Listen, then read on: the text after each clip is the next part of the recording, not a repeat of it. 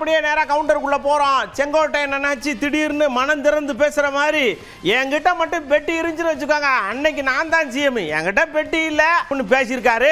எங்கிட்ட போய் முடியுமோ தெரியல. பழனிசாமி பற்றி சொல்லணும்னா அந்த வாய்ப்பு எனக்கு கிடைச்சது.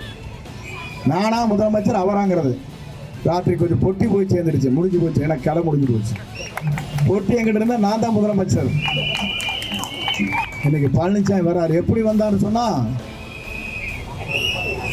நம்முடைய சின்னம்மா சசிகலா என்னிடத்தில் இரவோடு இரவாக பேசினார். என்ன செய்வது என்று கேட்டார். கட்சி உணர்ந்து விடக்கூடாது, அவரே அனுமதியுங்கள் என்று சொன்னேன்.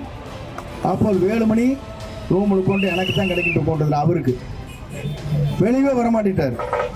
இந்த அம்மா தோல்ல கையை போட்டு சொல்றதுக்கு முன்னால திடீர்னு ஒருத்தர் விழுந்தாரு கீழே. நான் அப்பதான் அவைத்தலைவர், தடான்னு சேர தள்ளி போட்டேன்.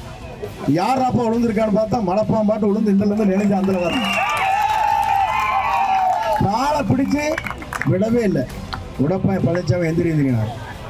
ஆனால் 6 மாத காலத்திற்கு பிறகு அவரை பேசிய பேச்சுக்கள் சாதாரணமானதல்ல. நான் தான் உங்களுக்கு இது அமைச்சரவை பதவி கொடுத்தேன், நீங்க எல்லாம் அரசியல் எங்கேயோ கிடக்க வேண்டிய ஆளு. ஒரு காலத்துல நல்ல நண்பராக தான் இருந்தேன், நான் இல்லைன்னு நான் மறுக்கல. நான் இவர் மாதிரி போய் பேச வேண்டிய அவசியம் எனக்கு இல்லை. நான் அந்த நட்பின் அடிப்படையில் நான் கொடுத்தேன். அந்த மரியாதை உனக்கு இருக்குதா? நன்றி மறப்பது நன்றன்று, நன்றே அல்லது அன்றை மறப்பது நன்று. 2000 ஆண்டுக்கு முன்னே ஐயன் திருவள்ளுவர் சொல்லிட்டு போனார். இது மாதிரி மனிதர்கள் எல்லாம் மன்னிக்க முடியுமா? கருணாநிதி படம், ஸ்டாலின் படம் சைக்கிள் கொடுக்கறதுல இவர் நாட்டு மக்களுக்கு நன்மை செய்யறவரா? அப்பவே பிடிஎம்க்கு போயிட்டாரு. நான் கண்டுபிடிச்சிட்டேன், நீ திமுகவுடைய உளவாளியா இருப்பதுன்னு கண்டுபிடிச்சாச்சு. என்னைக்கு திரு கருணாநிதி படத்தையும் திரு ஸ்டாலின் படத்தையும் போட்டுட்டு போய் நீ விலையில்லா சைக்கிள் மாணவி கொடுத்தியோ, அப்பவே உன்னுடைய முகத்தை கண்டுபிடித்து விட்டோம். நீ சரியான ஆள் இல்ல, அண்ணா திமுக விசுவாசி இல்ல, அண்ணா திமுக உள்ளே இருந்து குழி தோண்டி புதைக்கின்ற ஒரு உளவாளியாக இருக்கிறது கண்டுபிடிக்கப்பட்டு விட்டது. ஆகவேதான் அடிக்கடி ஸ்டாலினை சந்திக்கிறது. சட்டமன்றத்தில் ஒரு வார்த்தை கூட திமுக ஏத்து பேசுறதே கிடையாது. திமுகவை ஆக மனசுக்குள்ள இருக்கிறதெல்லாம் இப்போ கக்கிட்டு இருக்காரு. நல்ல காங்கிரஸ் தலைவர் ராகுல் காந்தி வந்தாரா? வந்த உடனே ஒரே ஒரு விஷயத்தை மட்டும் ஆணித்தரமா சொன்னாரு. What the BJP wants is a partner in Tamil Nadu who allows them to rule Tamil Nadu from Delhi. They want a chief minister in Tamil Nadu who takes orders from Amit Shah and Narendra Modi. The same way Donald Trump has compromised Narendra Modi, they want a compromised chief minister to run Tamil Nadu. Tamilisai அக்கா, நீங்க பெண்களை எதிர்க்கீங்களே அப்படின்னு ஏகத்துக்கும் கோவப்படுதாங்க முதலமைச்சர் மேல.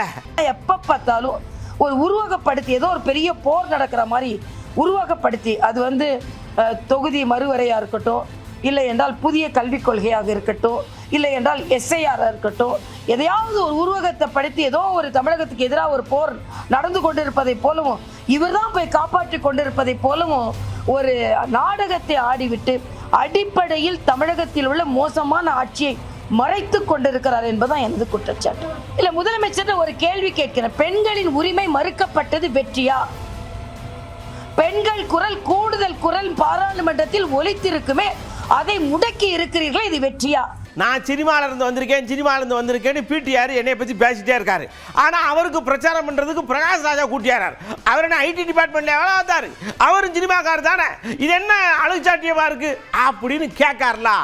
என்ன சினிமாக்காரன், cinema சங்கி அப்படின்லாம் சொல்றவருக்கு இப்ப பிரச்சாரம் பண்றதுக்கு பாவம் ஒரு சினிமாக்காரர் தான் தேவைப்படுறாரு. அது என்ன வெளியூர்காரன்னு சொல்றாரு, வெளி மாநிலத்திலிருந்து கொண்டாந்து இறக்கியிருக்காரு என் அருமை நண்பர் திரு பிரகாஷ் ராஜா அவர்களை. என்ன காரணம்? கட்சி தலைமையே இவரை கண்டுக்கல, இவரை கைவிட்டுருச்சுன்னு தான் நான் சொல்லுவேன். ஏன்னா அவங்களோட வருங்கால தலைவர் மதிப்புக்குரிய துணை முதல்வர் திரு உதயநிதி ஸ்டாலின் அவர்கள் மதுரைக்கு இருக்கிற அத்தனை தொகுதியில் பிரச்சாரம் பண்ணவர், மதுரை மத்திய தொகுதியில் மட்டும் பிரச்சாரம் பண்ணல. ஸோ அவரோட செல்வாக்கு அவரோட கட்சியிலேயே எந்த அளவுக்கு இருக்குன்ட்டு உங்களுக்கு எல்லாருக்குமே புரியும். இப்படிப்பட்ட நிலைமையில் இருக்கிற ஒரு 10 வருஷமா எதுவுமே பண்ணாதவர் ஒருவேளை இப்போ உட்காந்து எலெக்ஷனில் நான் ஜெயிச்சு வந்து அதை பண்ணுவேன் இதை பண்ணுவேங்கிறாரு. சொந்த கட்சியிலே செல்வாக்கு இல்லாத இவர் நாளைக்கு என்ன மதுரை மத்திய தொகுதிக்கு நல்லது பண்ண முடியும்? அப்படியே நம்ம கமலஹாசன் அண்ணாச்சி வந்து நம்ம சேகர்பாபு அண்ணாச்சியை ரொம்ப புகழ்ந்து பேசிட்டார்ல, சடக்குன்னு போய் இந்த மாதிரி பேசியிருக்காரு அப்படின்னு சுந்தர்சிட்ட கேட்டா அவர் வேற ஒரு ஆங்கிள் யோசிப்பார் போல் இருக்கு. என்ன சொன்னாருன்னு பாருங்க. ராஜராஜனோட அதிகமான கோயில்களுக்கு குடமுழுக்கு சேகர்பாபு செஞ்சிருக்காருன்னு கமலஹாசன் பேசியிருக்காரு. அது எப்படி அவரே சொல்லிட்டார். ஐயா மதுரையில இவங்க வீட்டுக்காரரு ஜெயிக்க வைக்கணும்னு கூட வாக்கு கேட்க போகிற. ஆனா எனக்காக குஷ்பு ஓடியாந்துருக்கிறத பார்க்கும்போது எனக்கு எவ்வளவு பெருமையா நெகிழ்ச்சியா இருக்கு தெரியுமா அப்படின்னு புலங்காகித அடையிறது யார் தெரியுமா? வானதி சீனிவாசன் அக்கா எனக்காக இங்க களத்தில் இறங்கி பிரச்சாரம் செய்து தாமரையை வெற்றி பெற வைக்க வேண்டும் என்பதற்காக வருகை தந்திருக்கக்கூடிய எண்ணருமை சகோதரி குஷ்பு அவர்கள். அதாவது அவங்க வீட்டுக்காரர் மதுரையில நிக்கிறாரு எலெக்ஷன்ல. நம்ம யாராவது புருஷனோ பொண்டாட்டியோ வேட்பாளராக இருந்தா வெளியூர் வர்றது எவ்வளவு கஷ்டம் அப்படின்னு எனக்கு தெரியும். ஆனா குஷ்பு அம்மாவோட தைரியம் இருக்கு இல்லையா, என்ன நடந்தாலும் பார்த்துக்கலாம் அப்படிங்கிற தைரியம். அதனால தன்னோட அன்பு கணவர் தேர்தலில் வேட்பாளராக நின்றாலும் கூட அன்பு சகோதரிக்கு உடம்பு சரியில்லை, நான் கட்டாயம் வந்து உங்களுக்கு பிரச்சாரம் பண்ணுவேன்னு இங்க வந்திருக்காங்க. அவங்களுக்கு உங்களை அத்தனை பேரின் சார்பாக என்னுடைய நன்றியை தெரிவித்துக் கொள்கிறேன். அப்படியே முதலமைச்சர் மேல இப்ப எல்லாருக்கும் கொஞ்சம் காண்டா இருக்கு எதிர்கட்சிக்காரர்களுக்குலாம். அதுல குறிப்பா நயினார் ஐயா, எப்படி நீங்க இப்படி ஜெயிக்க வைக்கிறது போது இப்படி தோக்க வச்சு விட்டீங்கள, என்ன இதெல்லாம் அநியாயமே இல்லையா அப்படின்னு தொகுதி மறுவரை டமார் ஆகி போச்சுல, அதை பத்தி டீல் பண்ணி தான் டிமார்னு பேசியிருக்காரு. அதாவது நல்ல விஷயங்கள் நாட்டில் நடக்கக்கூடாதுன்னு முதலமைச்சர் அதுதான். அதாவது எல்லாமே மத்திய அரசுடைய திட்டங்கள் மாநில அரசு மூலமாக தான் நடக்கணும். இன்னைக்கு மகளிர்களுக்கு எல்லா மகளிருக்கும் 33% இடஒதுக்கீடு வேணும்னு கேட்டு ஒரு இதை கொண்டு வந்தால் அது வந்து எங்களுக்கு ஜனநாயகத்துக்கு எதிரானது, நாடு துண்டாடப்படுகிறது அப்படின்லாம் சொல்கிறாங்க. 1996 இருந்தே தேவகவுடா காலத்துல இருந்தே இந்த பிரச்சனை வந்துட்டு மகளிருக்கு கொடுக்கணும். அப்போ அண்ணா ராமலிங்கனெல்லாம் நாடாளுமன்ற உறுப்பினராக அது இருந்தாங்க. ஆக எந்த திட்டங்கள் கொண்டு வந்தாலும் இப்போ வந்து அது எதிர்க்கிறதுங்கிற ஒரு முடிவில் இருக்கலாம். என்ன பாலிசி அப்படிங்கிறது தெரியல.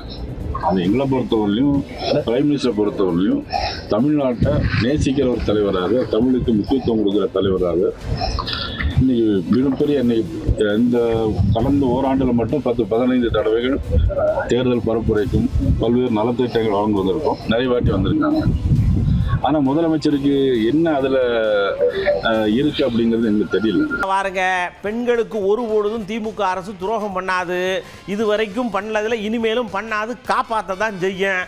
நாங்கள் பண்ணது தொகுதி மறுவரையறையை எதிர்த்தது, அதை காலி பண்ணுது. நீங்கள் அப்படியே மடைமாற்றம் பண்ணாதீங்க, நல்லா இல்லை அப்படின்னு எச்சரிக்கை விடுக்காருங்க ஒருத்தர்.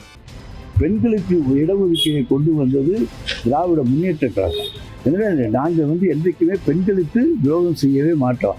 ஏன்னா பெண் வாக்காளர்கள் தான் எங்களுடைய இன்றைக்கு வாக்கு வங்கி. அந்த வாக்கு வங்கியில் கையை வைப்பதற்காக இப்படி ஒரு சதிச்செயலை அவர்கள் செய்தாலும் கூட தமிழ்நாட்டு மக்கள் நிச்சயமாக பெண்கள் அதை ஏற்றுக்கொள்ள மாட்டார்கள், நம்ப மாட்டார்கள். இதில் இது அவசரமாக கொண்டு வந்ததின் நோக்கமே தேர்தல் நடக்கிற நேரத்திலே இந்த சட்டத்தை கொண்டு வர வேண்டிய அவசியமே கிடையாது. ஆனால் அவசரமாக கொண்டு வந்ததே இந்த தேர்தல் நடக்கிற மாநிலங்களில் இருக்கக்கூடிய கட்சிகள். அது கேரளாவாக இருந்தால் அது கேரளா முடிஞ்சு போச்சு. தமிழ்நாட்டுக்கு ஏதாவது ஒரு பிரச்சனையை கிளப்பி விடலாமா என்கின்ற கண்ணோட்டத்திலே அவர்கள் கொண்டு வந்திருக்கிறார்கள். எந்த பிரச்சனையும் அவர்கள் கிளப்ப முடியாது.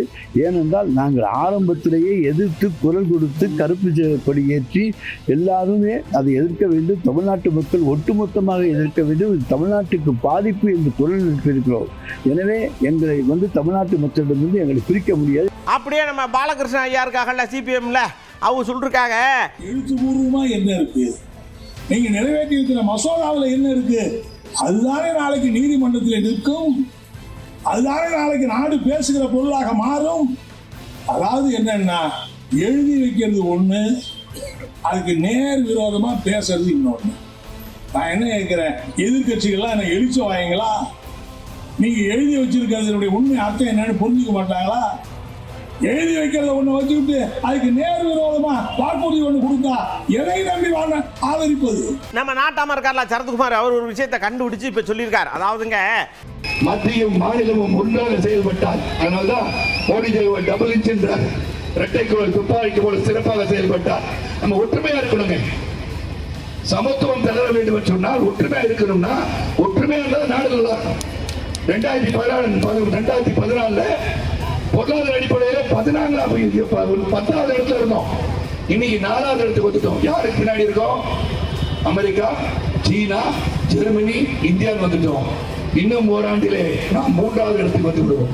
காரணம் யார்? பொருளாதார அடிப்படையிலே நாம் உயர்ந்து கொண்டிருக்கின்றோம்.